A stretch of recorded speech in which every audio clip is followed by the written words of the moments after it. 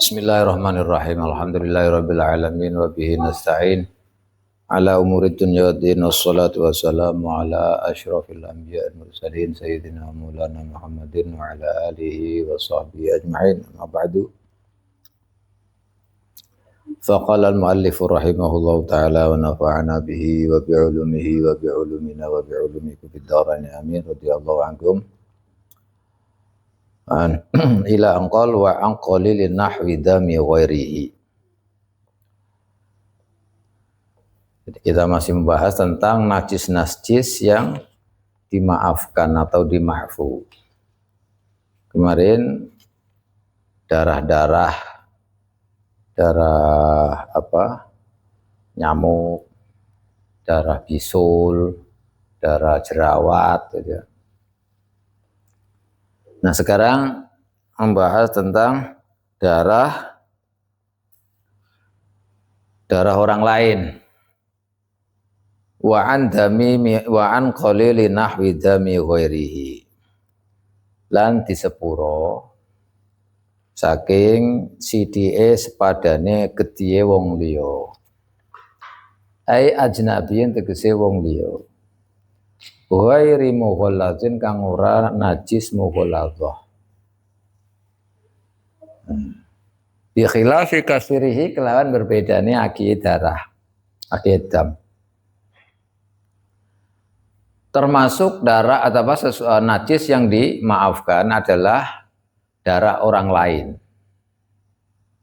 Darah orang lain artinya bukan kalau kemarin kan kayak bisul, kayak jerawat itu kan darahnya sendiri.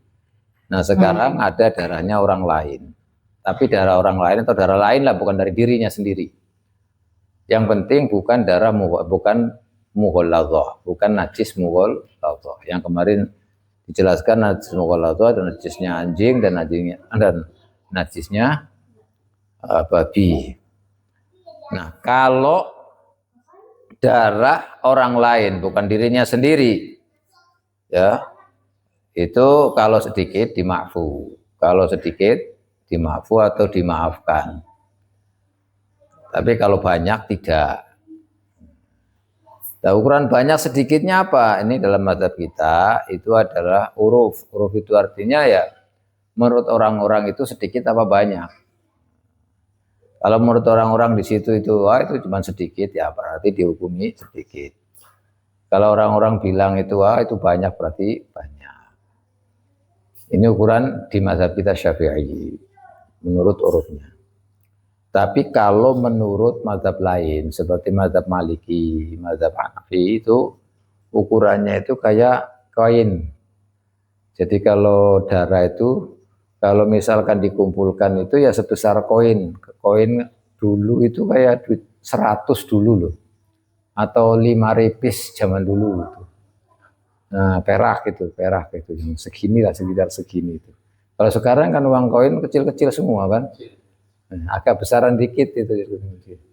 Nah, kalau sudah bunder-bunderan itu lingkaran itu satu koin itu, maka itu berarti sudah banyak. Tapi kalau kurang dari situ berarti sedikit. Itu kalau mata mereka. Kalau kita bukan. Kalau kita mau ukur sedikit banyaknya itu menurut kebanyakan orang, misalnya menurut uruf lah. Jadi, menurut orang-orang itu sedikit berarti hukumnya sedikit. Kalau banyak berarti banyak. Nah ini kalau ada darah orang lain bukan dirinya sendiri, bukan darah dirinya sendiri, maka kalau sedikit dimaafkan. Tapi kalau banyak maka tidak dimaafkan. Ini semuanya berkaitan dengan sholat loh ya, berkaitan dengan sholat. Wa min hulaniku setengah saking ajnabi, darah orang lain. Kama qala kaya oleh ngucap oleh Dawud sopal Azra'i, Imam Azra'i. Wa minhu damun utawi getih. Ingfasola kang pisah apa dam min badani saking badane wong. Summa asoba nuli ngenani apa dam ing wong. Artinya termasuk darah lain, orang lain itu misalnya darahnya sendiri terus terpisah dari dirinya. Habis itu terus mengenai diri kembali kepada dirinya sendiri. Ini termasuk darah lain. Jadi kita misalkan ada darah dari tubuh kita keluar, kemudian nempel di mana misalnya, kemudian balik lagi. Nah ini termasuk darah lain ini. Maka kategorinya gimana kalau begini? Ini ya kembali pada tadi, kalau sedikit berarti dimaafkan, kalau banyak tidak dimaafkan.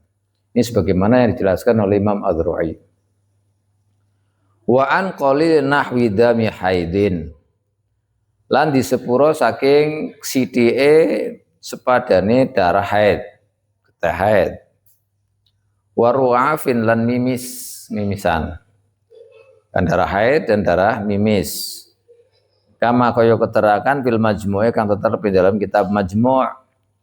Di dalam kitab Majmu' sebagaimana diterangkan oleh kitab Majmu' itu bahwa darah haid dan juga darah mimisan itu juga dimaafkan.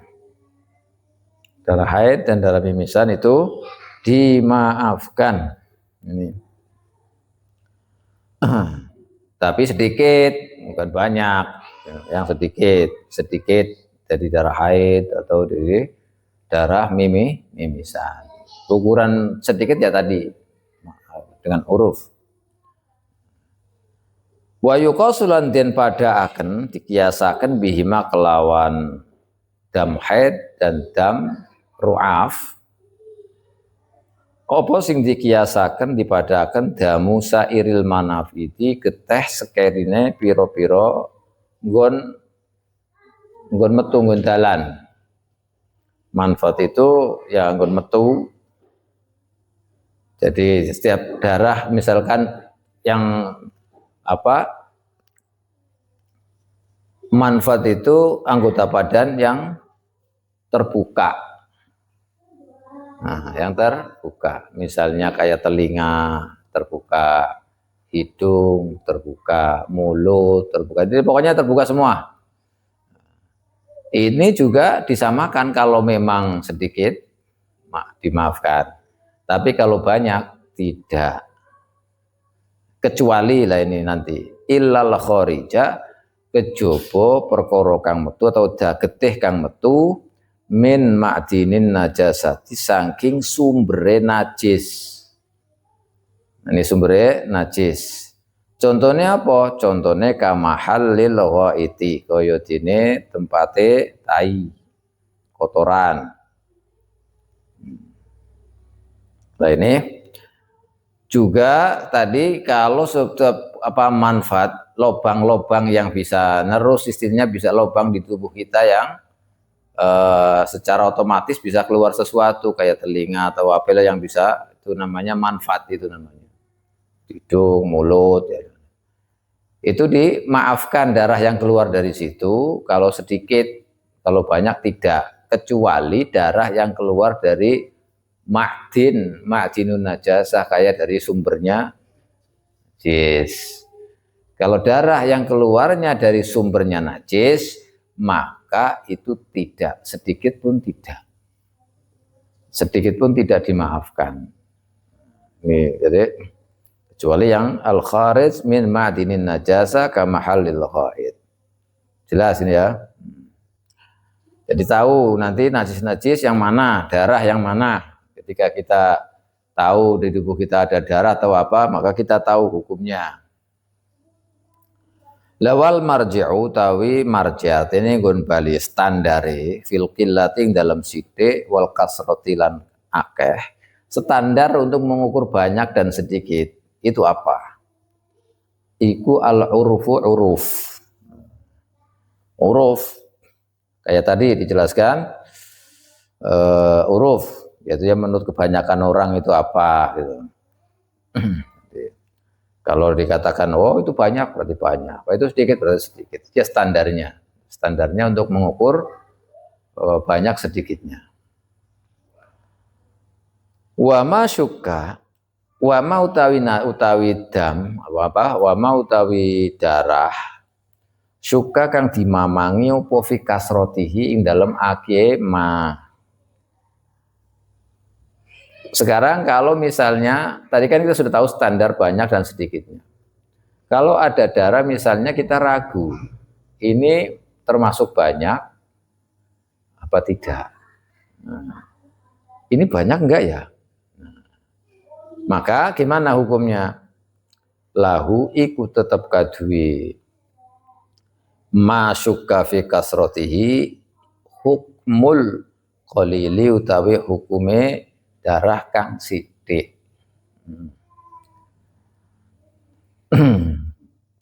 Nah ini tadi kan untuk motor standar. Lah kita misalkan ragu, ini banyak enggak ya? Nah, ragu banyak apa? Enggak. Maka hukumnya gimana? Dihukumi itu darah sedikit makfu berarti. Kenapa? Karena ya aslinya sedikit.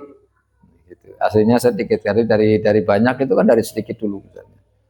Gitu. Dan kemudian hal-hal seperti itu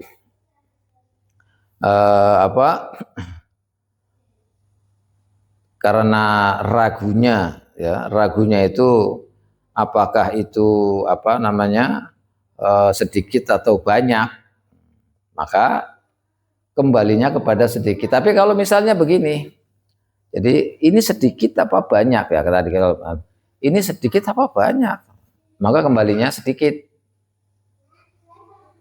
Kembalinya sedikit. Kalau kembali sedikit berarti dimaafkan.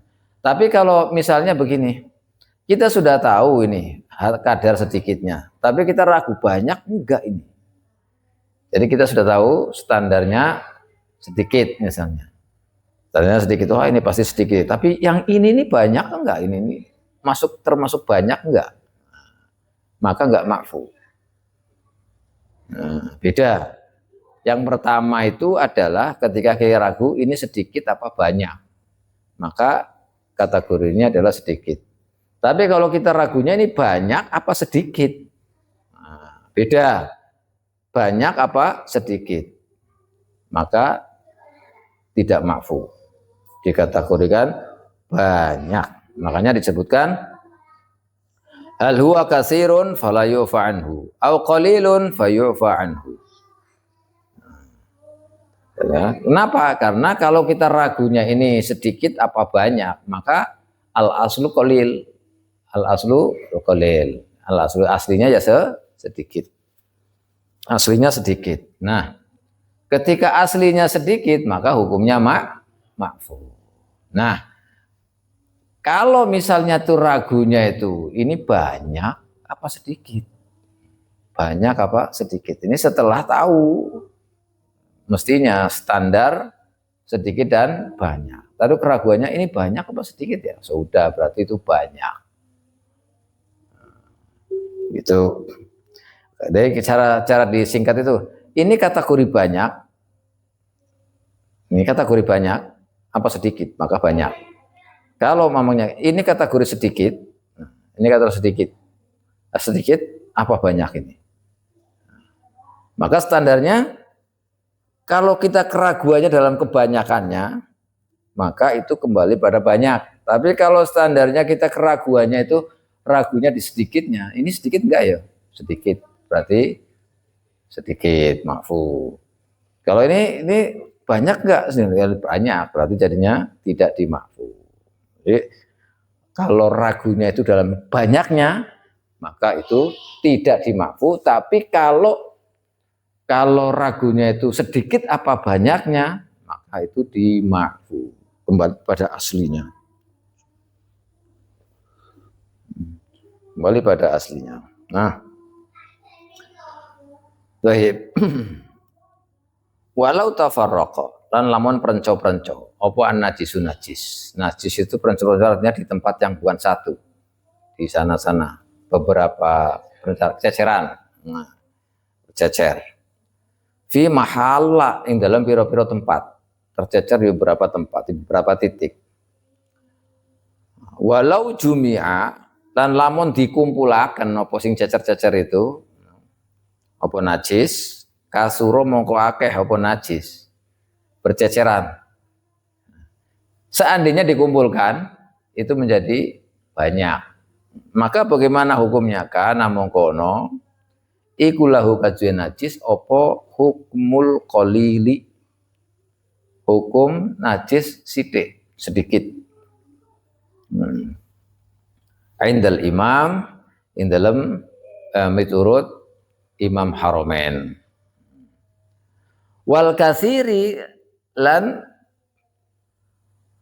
hukmul kasir, hukum geteh kang akeh indal mutawalli ing dalem mungguwe Imam Mutawalli wal Ghazali lan Imam Al-Ghazali wa ghairihi lan liyane Mutawalli wa Ghazali. Nah, kalau misalnya darah tercecer-cecer, seandainya dikumpulkan itu banyak. Yang dikumpulkan banyak. Maka bagaimana hukumnya? Menurut Imam Haromen itu termasuk sedikit. Makanya ada perbedaan pendapat. Menurut Imam Haromen itu dihukumi darah sedikit. Tapi kalau menurut Imam Mutawalli dan Imam Al-Ghazali juga lainnya itu mengatakan itu hukum banyak, itu bukan sedikit. Tercecer-cecer ketika dikumpulkan, kalau saat dikumpulkan itu banyak. Maka menurut Imam Mutawalli dan Imam Al-Ghazali itu benar banyak. Ada perbedaan pendapat dalam mazhab kita Syafi'i. Warajjaha lan ngonjoaken ing hukmul kasir sapa ba'duhum sebagiane fuqaha ulama. Nah, yang dikatakan oleh Imam Al-Ghazali dan Imam Mutawalli yang mengatakan bahwa darah yang ketika bercecer-cecer kemudian dikumpulkan banyak, seandainya dikumpulkan jadi banyak, ini dipilih atau diunggulkan oleh beberapa atau sebagian daripada ulama. Itu bukan ulama. Jadi ya kita bisa dalam keadaan tertentu kita bisa mengambil kalamnya atau apa yang disampaikan oleh Imam Ghazali dan Imam Al-Mutawalli. Tapi menurut Imam Haromen enggak, itu termasuk ma'fu karena tergolong darah yang sedikit. Wa yu'fa lan disepuro apa anda minahwi fastin. Apa saking darah atau geteh sepadane canduk jepret. Canduk jepret itu apa ya? Canduk kan ada fasad, ada hijamah. Jadi ada fasad, ada hijamah. Sama-sama mengeluarkan dari tubuh. Tahu kan hijamah itu? Hijamah itu canduk itu. Ya, canduk. Jadi misalnya biasanya ada alat begini. Terus nanti bekam. Nah, bekam itu ada bekam kering, ada bekam basah. Nah, bekam kering itu namanya fasad. Jepret.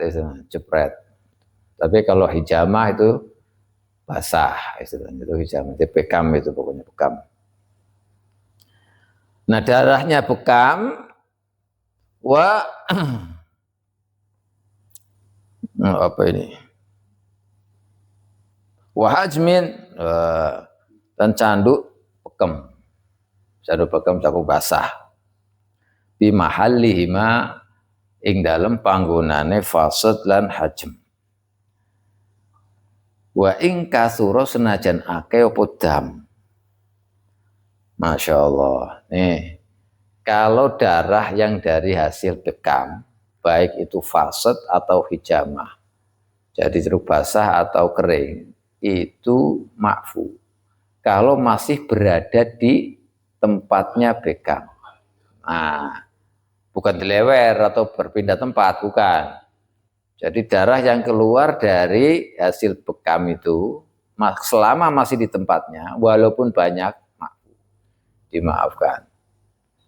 Nah, itu kalau ini. Tapi kalau sudah pindah, beda lagi, enggak maafu. Itu jadi dimaafkannya itu kalau memang masih di tempatnya, belum pindah ke tempat lain.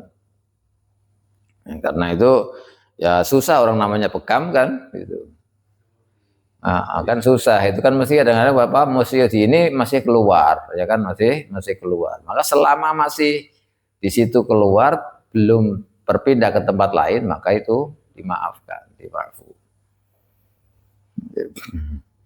Wa ing kasuro, walaupun banyak nggak apa-apa. Ini kalau dalam keadaan sholat maksudnya, dalam keadaan sholat. Kalau sebelum sholat ya harus dibersihin. Karena ini pembahasannya adalah kita ketika dalam sholat, batal enggak sholatnya. Gitu. Atau menjelang sholat sudah dibersihin semuanya, ternyata keluar. Atau sebelum sholat susah sekali dihilangin itu, ya nggak apa-apa, maafu. Orang nyatanya darah-darah itu adalah maafu kalau kategorinya sedikit. Kalau kategorinya banyak ya tidak. Tapi khusus darah yang keluar akibat bekam itu maafu, dimaafkan walaupun banyak selama belum pindah tempat. Jadi kalau masih di tempatnya itu maafu, dimaafkan. Wa tasihhu lan sah apa salatuman. Salate wong udmiya kang getien berdarah. Apa lisatuhu gusine man. Oleh geten qabla ghuslil fami, oleh salat qabla ghuslil fami dalam sadurunge basuh cangkeme. Sae i dalam yabtali ing dalam arikane orang ngelak sapa man riqahu ing idune man fiha ing dalam salat. Kalau ada orang gusinya ini giginya berdarah misalnya, belum sempat dibasuh, dibersihkan, terus sholat, maka sholatnya gimana? Sholatnya sah. Sholatnya sah. Ini. Kalau memang ketika sholat tidak menelan liurnya, idunya itu ya, liurnya, jangan ditelan. Kalau ditelan batal sholatnya, karena itu termasuk yang lain. Tapi kalau cuma sholat doang nggak sampai ditelan, sholatnya sah. Kenapa? Nah, ini. Padahal kan sama-sama darah, kenapa nggak harus disucikan dulu? Nah, kata beliau, li'anna damal lisah, karena teman setuhune geteh gusi, iku ma'fuun anhu. Iku disepuro po anhu damul lisah bin nisbati ilar rik. Kelawan nisbataken ilar riki maring itu. Jadi kalau darah gusi ini berdarah, kalau darah gusi itu berdarah, itu memang darah itu kalau bercampur dengan air ludah itu dimakfu. Hanya tidak boleh ditelan. Jadi darahnya dimafu, makanya kalau dibawa sholat juga nggak apa-apa, karena darahnya mafu, asal jangan ditelan, nggak apa-apa. Tapi ya susah kan, sholat ngemu air liur sama itu, darah, nggak bisa khusyuk lagi kan. Itu. Tapi nggak apa-apa, boleh kalau memang bisa misalnya. Nah, kalau memang bisa nggak apa-apa, sholatnya tetap sah. Kenapa? Karena darah gusi itu kalau bercampur dengan dinisbatkan dengan air, mesti kan nggak bisa campur, nggak bisa pisah, itu mesti campur, itu mesti campur dengan air ludah itu, makanya ma'fu, maka nggak apa-apa. Yang penting tidak ditelan. Walau ru'aifa. Nah sekarang misalnya ada masalah ini, lamun mimisen sapa wong qabla sholati dalam sadurunge salat, sebelum salat mimisan. Nah, sadurunge salat, sebelum salat mimisan. Wa damalan langgeng apa ru'af. Sebelum salat mimisan, terus-terusan mimisan. Enggak mampet-mampet. Mimisannya enggak mampet ini. Enggak berhenti. Maka bagaimana? Fa in roja, mongko lamun ngarep-ngarep sapa wong ing ketaahu ing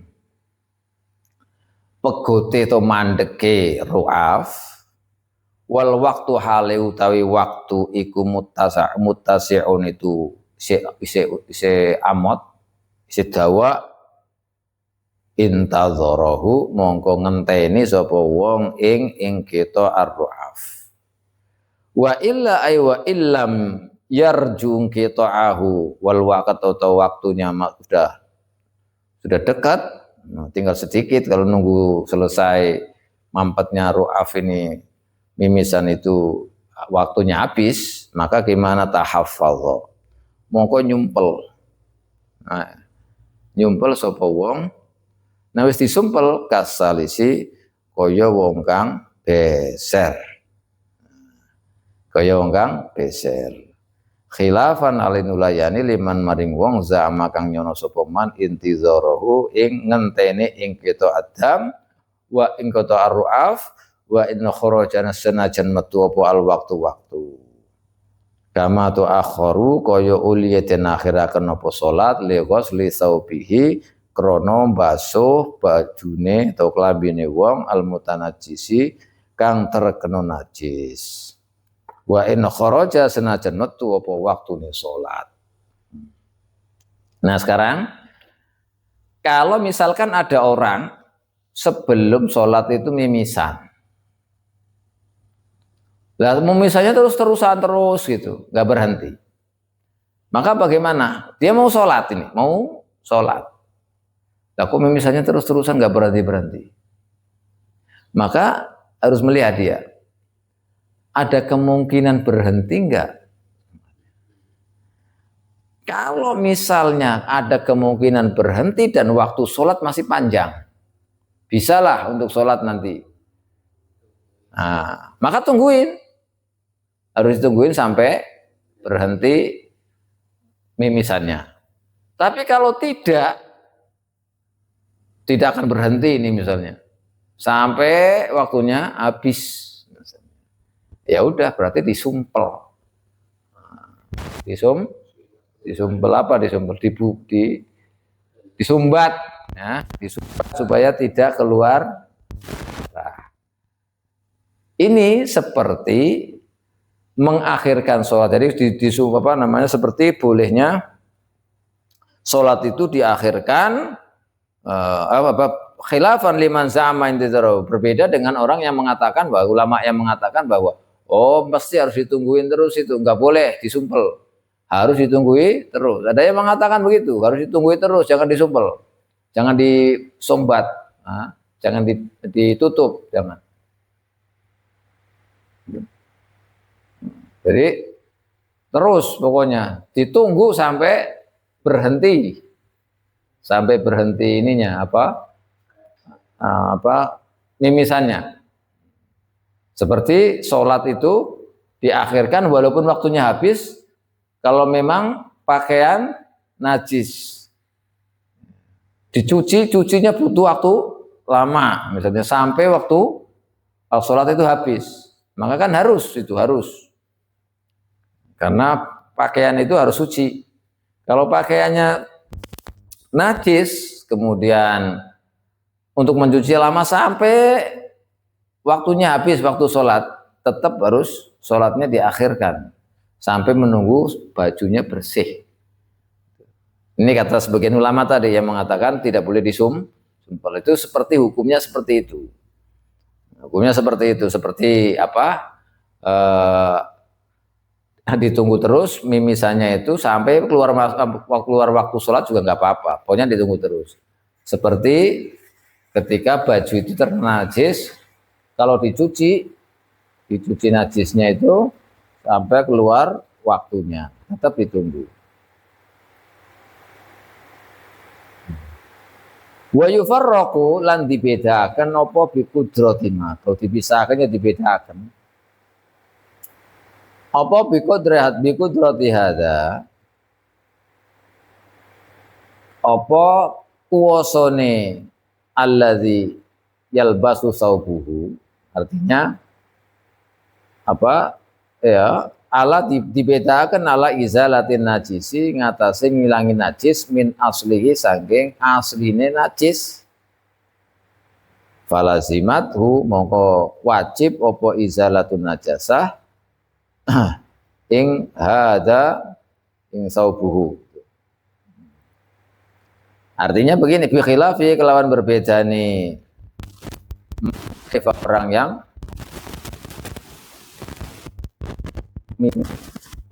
di mas'alatina dalam masalah itu. Artinya begini, kalau ulama itu yang menurut kaul yang kuat menurut mazhab kita bahwa ketika mimisan itu kan kalau terus-terusan tidak ada harapan berhenti sampai waktu habis, maka disumpel.